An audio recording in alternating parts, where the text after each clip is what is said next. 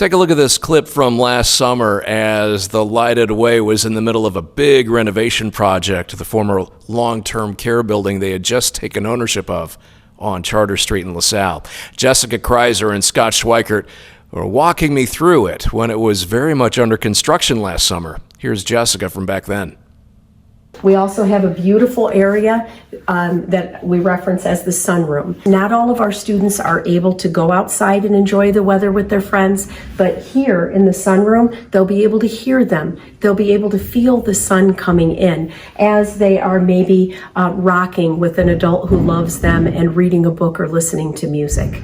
So we've tried to make sure that we have a space in the building that is very intentional for every child. If they can't do this, they can do this. So let's make it. Now, since then, Lighted Way opened in time for the school year that we're about to just wrap up right now. In fact, it's been a good one for this very special nonprofit organization. They've been able to start spreading out in space that's put together with special needs children in mind. And that's really at the heart of the Lighted Way mission, to provide special needs children with a school experience that not only thoughtfully considers each child's needs, but also strives to help each child experience life in a way that he or she might not be able to do otherwise. The Lighted Way's big annual fundraiser is much loved around here, and it's going to be happening again soon. It'll be Monday, April 22nd at Uptown Grill in LaSalle from 4 to 7. $14 gets you dine in or carry out of a spaghetti meal, but it's so much more than that. They have a fun time planned.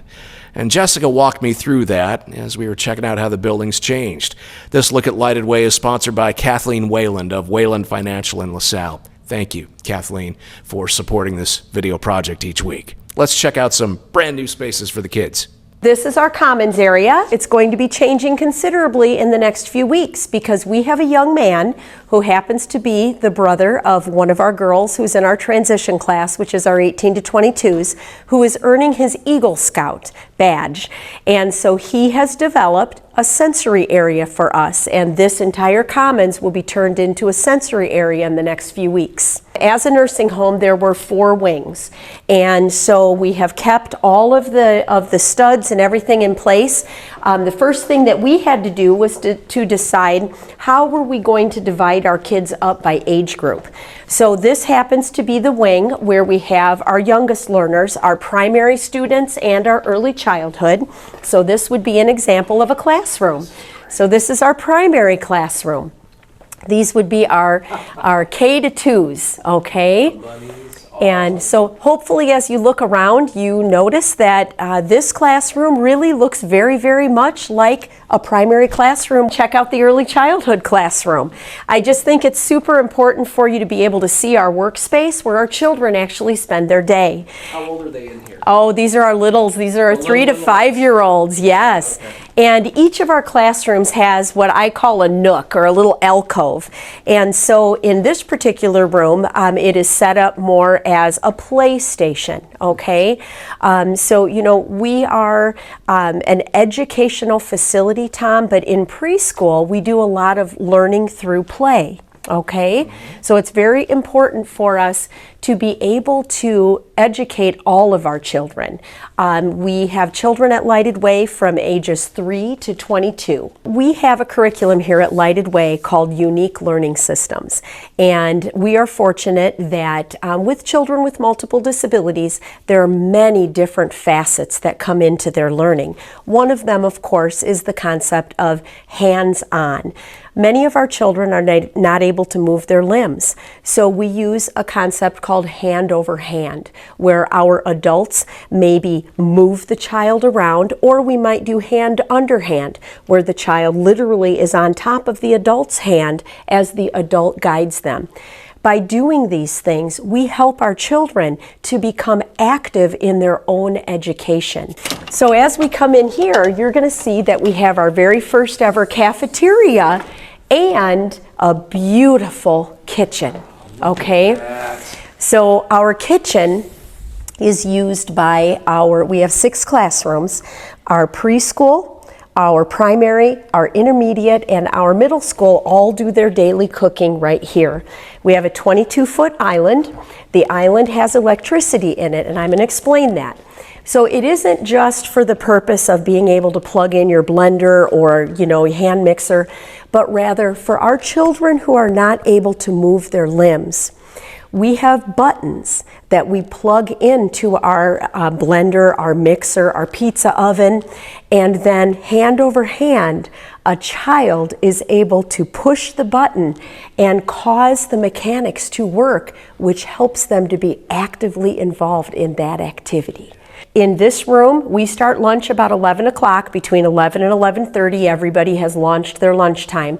There may be 30 people in here, whether they be students or students and adults. All of our cafeteria tables are handicap accessed. Okay, so we have 4 tables that are here, and then out in our commons area, we open up 3 more tables. So we might have 7 cafeteria tables going at the same time. Not everything has to happen in the classroom anymore. We now have a variety of areas. So if you have a student who's maybe struggling that day with regulating emotions, there are any number of places that you can take them to be able to, maybe divert that attention, have a different activity, and just help them kind of work it out. Now, did you notice at the end of that clip that we were looking at the same room that we were standing in more than a year ago? That video footage at the start of this video? Go back and look. It's a video. I can wait. Okay. Now, the work that's been done to help children experience life in so many ways in this space is amazing. It just kind of comes over you when you walk in there. Now we're going to talk more about this spaghetti event at Uptown in LaSalle, and Jessica's going to take us outside onto the very special playground designed and built for Lighted Way, where she's going to show us what they have in mind for some of the proceeds from this year's big event. Giant prize room, but they're gift baskets, the kind that might be auctioned off at a very special event. I've been in my share, and I know what a gift basket for auction looks like. So tell me a little bit about these, because I have a feeling they're tied to your big event. They are, Tom. So this is the 25th annual Spaghetti Supper held at the Uptown Grill in LaSalle.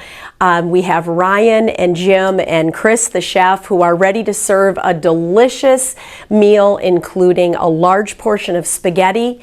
We will have a wonderful salad, a nice slice of fresh bread, as well as delicious piece of cake. And so for $14, you are able to support Lighted Way Children's Developmental Center in LaSalle. In the back room, where the carryouts are, you will see all of these raffle baskets. We should be right around 100 raffle baskets by the time our event takes place. And so we are blessed with the support of the community. And Tom, there are so many wonderful people who are contributing and just helping in every way that they can behind the scenes and actually at the event. So we will have $5 cash raffle tickets available also, with a top prize. There'll be 5 names drawn. Top prize is $250. These beautiful baskets will be available for a $1 ticket purchase. And again, our meal tickets are $14. So really, it's you're getting a full meal. You're getting a chance at some lovely gifts, but the most important thing is you're getting all that and you're helping a lot of kids. Yes, we are currently serving 57 students from 27 local school districts, Tom. We are very proud of where we are. And they come from you can be as far as 45 miles away in your area, correct? Oh, definitely. Yeah. Honestly, we will accept a student from any district who wants to transport to us. I would like to introduce you to not only the most beautiful playground that you have ever seen, but the most comfortable playground. So I'm standing on a very blue, spongy surface. Our students come out. Yeah. Some of them want to do nothing but roll on the surface. Some of them want to walk on the cement. Others want to play. This was designed by our speech path, our occupational therapist, and our physical therapist. Every student that we have at Lighted Way, Tom, is able to participate and interact socially and physically, mentally, emotionally, while they are able to get some, very important fresh air and sun. Now, the proceeds for our upcoming largest event that we have, which is our annual Spaghetti Supper at the Uptown Grill, will be, all the proceeds will be used to help us put some shade in this area. We need all of our students who are able to be able to get outside during the day. Honestly, our staff also, okay? So what we would like to do is add some shade to our awesome playground. We are in the process of writing the United Way grant. We are also going to write a grant to Patrick Mahomes. Mahomes actually has a foundation, and so we fit the criteria for that.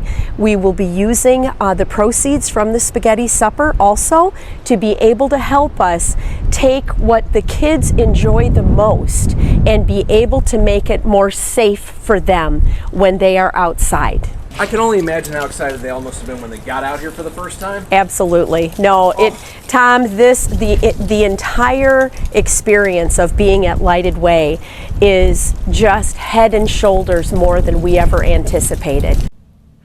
Once again, the Lighted Way Spaghetti Supper is happening Monday, April 22nd at Uptown Grill in LaSalle from 4 to 7. Congratulations on all the huge progress Lighted Way has had in building the safe and happy space for children from all over the region. Now, one other thing. In last week's video, I took you on a guided walkthrough of the renovated part of the Peru Hospital. OSF hosted it, and some elected officials were there, and I made a point in the video of saying that no county board members were on hand. Well, 2 board members reached out after that posting and told me that they hadn't actually been invited, so I was wrong to criticize the board for not being there. In fact, if some officials were invited and others weren't, I can't say it was wrong for them to do that. It just is something we probably wouldn't have done at Northrop Grumman. And so what I did was I made an assumption based on my own corporate communications experience all those years. So thanks to Kathleen Wayland for sponsoring this thing. And I'll talk to you in the morning.